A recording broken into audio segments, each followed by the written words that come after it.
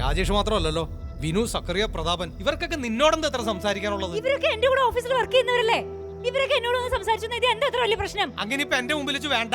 നീ രാവിലെ കെട്ടിയൊരുങ്ങി പോകുന്നുണ്ടല്ലോ ഓഫീസിലേക്കാന്നും പറഞ്ഞുകൊണ്ട്. ഓരോരുത്തന്മാരെ കൂടെ കിടന്നും എന്നെ കൊണ്ടൊന്നും പറയിപ്പിക്കരുത്. നീ എന്താ പറഞ്ഞ?